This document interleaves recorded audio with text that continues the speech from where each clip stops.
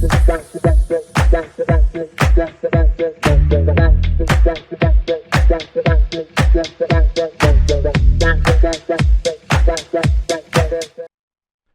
beauties, and welcome back to the Bumpy Bones Locksport channel. Now recently I had a viewer ask me about making a reassembly video for the Master Lock M530, and I thought that was a great idea. So in this video we're going to go ahead and disassemble and reassemble the Master Lock M530, and I've got two here that we're going to work on. So the reason I've got two is I do have the CD model and then the DF model of the Master Lock M530. There's not a lot of differences between the two. In fact, really the only differences is in the core and the pinning that they use on here. I think it's the DF has spool pins and the CD just has standard security pins in it. But I figured it would be a good idea just to disassemble both and reassemble both, just to see if there's any other little changes that they've made to the Master Lock M530. So to get started, let's go ahead and talk about the tools that we're going to need. So you're going to need a Phillips head screwdriver to remove the retaining screw. Now, in all the Master Lock M530s that I've got, all of them do take or do have the Phillips head retaining screw on here, but that doesn't mean that all the Master Locks always going to be using this. In fact, in the Master Lock 930s I actually encountered one that did have a hex bolt in it, and then others that had the Phillips head screwdrivers in it. So it's a good idea to have a hex wrench available, just in case you do encounter one that has the hex screws in here. If you're going to be gutting the the core, then of course you want to have a filer and your pinning tweezers, and you do want to have something to remove the C clips for the DF version of the Master Lock M530. If you're working with the CD version, you are probably going to want to have a cutting wheel for the core in order to remove the core. And that's because in the CD cores, what they do is rather than using a C-clip to retain the core to the casing, they actually crimp the casing at the ends here, and that crimping holds the core in place. And so in order to remove the core, what we have to do is undo these crimpings, and I'm going to show you how I did mine, so that it still remains functional. But if I rotate the core 90 degrees counterclockwise, I'll be able to remove the core to repin it and all that. So let's go ahead and get started with it. And actually, let's go ahead and do the CD, since I was just talking about that core and all that. So I'm not going to pick these open. Oh yeah, and then the other thing before I get into it, the other tool is having a pair of needle pliers with you, or needle tweezers. And these come in very handy because sometimes there's a piece of the actuator that in the locking mechanism up here that does fall out when you're disassembling the lock, and so having needle tweezers does come in very handy in getting that piece back in place. So the first thing that we're going to want to do is remove the retaining screw, and so that is located in the shackle hole here where the shackle locks in place. So I'm just going to take my Phillips head screwdriver, put that in there, and let's go ahead and unscrew that. Alright, and let's go ahead and drop that screw.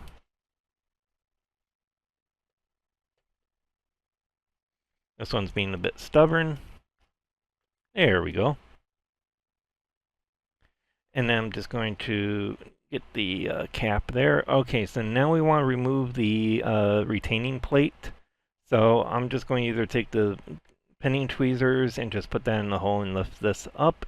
Now I always recommend keeping the keyway facing up when you're doing this, because if I remove the core, what you're going to see in the back here is you see this metal plate right back here that I'm moving around. This is the piece that can often fall out. Now in the older M530s I've got, that was in there pretty good. It didn't fall out, but in the newer ones, I do notice that, and they maybe changed the lubrication that they're using with it that makes it more, doesn't bind it so much and all that. But if I just flip this over and just tap it, you'll see that that just falls right out. So I'm going to just put that over there, and I'll show you how you can put that back in there. But that is one of the common things that is happening now in my Master Lock M530, so I always like just to kind of mention that and show that. And then we'll show you how we get that back in. Now this is as far as I'm going to disassemble this lock. I'm not going to remove the entire actuator because I haven't done that before. And I did it on the American lock, but I'm not comfortable doing it with this. I don't really see the need on doing that. But if you want to see the removing of an actuator with the ball bearings and the shackle, you know, I have an American Lock 1100 video that I do that in, so do feel free to go and check that out.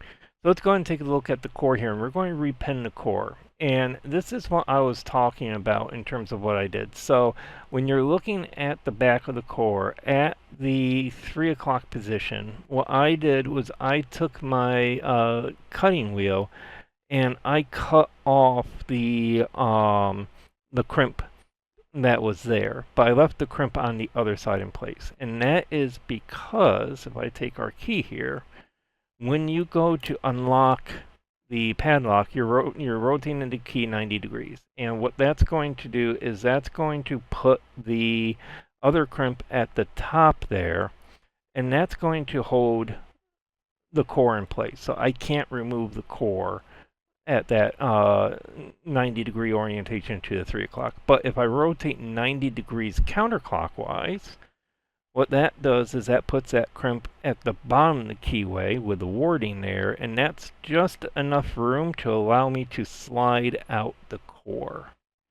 So if you want to make these guys repinnable for the security pins, all you have to do is just grind away that crimp and also a little bit more of the casing just to give you enough room for that top to clear. And then you can make this repinnable, or repinnable with the security pins. You can repin the key pins just by rotating it 180 degrees and using the bottom holes, but that is just one of the little modifications that I did with this lock to make it repinnable. So let's go ahead and remove our pin. So I'm going to take our power, and I'm just going to, before I do that, I'm just going to push the core out a little bit. And now what I'm going to want to do is rotate this back up because I need this lip up here to be in line with the top. Now you can use a shim. In fact, probably should be using a shim with this. That might make it a little bit easier. But if you don't have a shim on hand, you just want to be really mindful of the that end of the core there. So we're going to go ahead and just slide this off. And I'm just using a wooden dowel for my power for the Master Lock. I found that this is really kind of the best. I think I got this off a hanger, a wooden hanger. And so there we go. So we got our core out. So now we can go ahead and just remove our pins. So that's 4, 3. Go ahead and drop 2, and then 1. All right, so there are our pins. And then let's get our security pins. And so with this, what we're going to do is we're just going to pull out our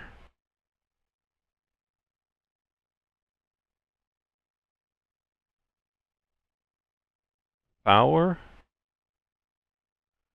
And there we go. So there are the security pins in that. So now what you would do is you would take the new pins that you would want and you would put them in there. I'm just going to throw the same pins back in there. Now the other thing I did on my wooden dowel, or wooden power, was I actually took a file and I filed a groove in the middle there. And I kind of modeled it after the easy filer that I got from Cobra Instruments. And it just makes loading these so much easier. So let's go ahead and throw our security pins back in here. So let's go ahead and grab these and drop that in place. Go ahead and drop that back in place. Drop this back in place. Then drop this guy back in place. All right, let's go ahead and repin our core. So we got pin 4, 3, 2, and 1. And what I always recommend when you're repinning is take your key and just make sure that the key looks good in terms of all of the pins being at the shear line. Just make sure that you got that properly. Alright, and let's go ahead and insert this back in. So what we're going to do is I'm going to kind of keep this offset just a little bit so that I'm not inserting it 100%, with the holes lining up. That's going to be bad if I do that. So just going to angle it so that we bring the security pins right alongside that. So I'm just going to push in for as far as I can. Now when I stop, because I can't push this in any further because the crimp here is preventing me from doing this, I'm just going to rotate back to my 9 o'clock position, push in the rest of the way, and there we go. So now let's go ahead and test that. All right, perfect. So let's go ahead and get the core back in place. So now what we need to do is we need to insert this in. And this is the part of the retaining clip that interacts with the ledge on the end of the core there. So that's what's actually going to rotate the actuator, which is then going to allow the lock to open. And what you're going to notice is if you look on this side, we've got a cutaway on this side. And so what we want to do actually is that cutaway faces the open area here. So I'm going to take my needle tweezers here and just drop this in here just like that and kind of get that in place here. At least I think that's the way it was oriented. Let's see if I remembered it correctly. And what you're going to do is you want to make sure that that gets in there nice and flat. There we go. So you can see that's now nice and flat. If that is raised a bit, if there's a gap in the middle there that you can fit something through and all that, then it's not in place. It's got to be flat like that. So now that we got that, what we're going to do is drop our core in. And what you're going to notice with the Master Lock M530 is that there's a little indent along the side here, and that's where the top of the Bible is going to be oriented towards. And so what we'll do is let's put on our retaining plate. Let's throw in the retaining cap. Now what I always recommend doing at this point is testing, just to make sure, because if something went wrong here, you can still get that core out and fix it. But as you can see, everything's working good. So what we're going to do is throw our screw in. We are going to now tighten that.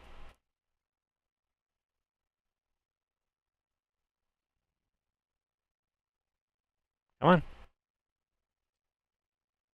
Sometimes getting the alignment on the retaining cap and the retaining screw can be a bit fun. So you can see something went wrong there, so let's go ahead and... Oop, almost lost the retaining screw. I love it when stuff like that happens. Alright. So.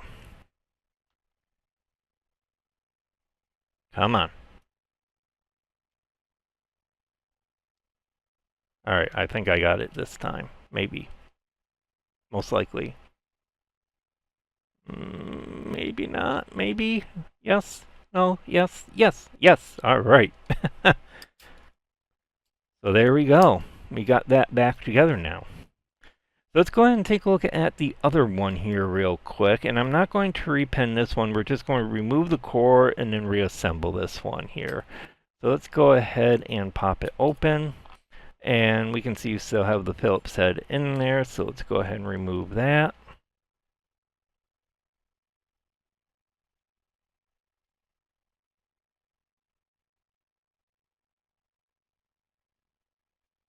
Alright, and we're going to go ahead and drop the screw, drop the retaining cap. Let's remove the plate. Alright, and let's remove the core. And let's see if this guy falls out. Yep, see, you can see I just had to tap that one and that one fell out and all of that. So you really want to be careful with these guys here. And what we're going to look at real quick with the core here is you're going to notice that there's a difference with this one. This one has the C-clip on it. And so you don't have to do any of the grinding on this in order to, or cutting on this in order to get the core completely off or out and all that to repin the security pins. But one thing that, and also I think the casing's a bit of a different material, it looks like, as well. It's the same size. I mean, I can actually interswap the cores and use them in the different ones.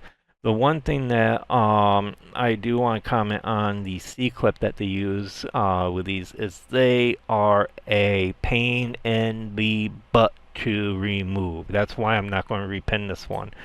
I hate removing these C-clips because they are somewhat loose, so they rotate around like crazy.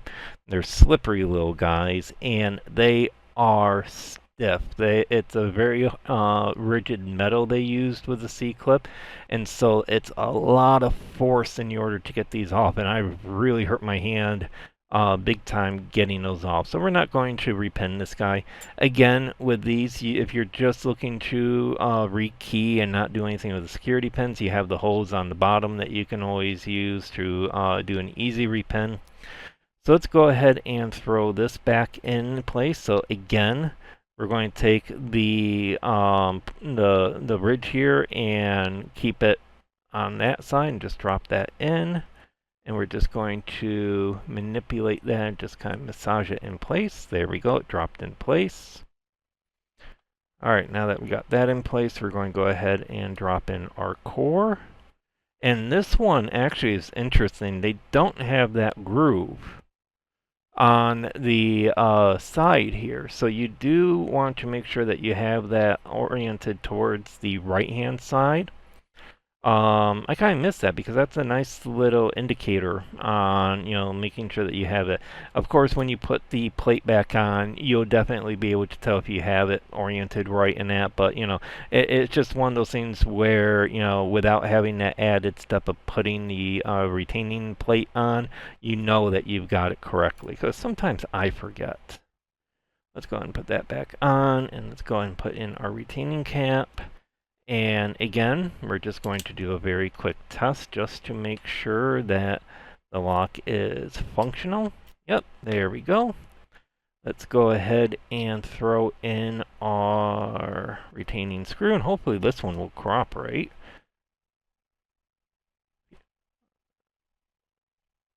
And maybe. Yes, yes, yes, yes! All right, there we go. And there we go. So there's the Master Lock M530 in terms of disassembling and reassembling it. I hope everyone found this video to be informative. As always, feel free to like and comment on my videos and subscribe to my channel. And I hope everyone has a beautiful day, and I will see you all later.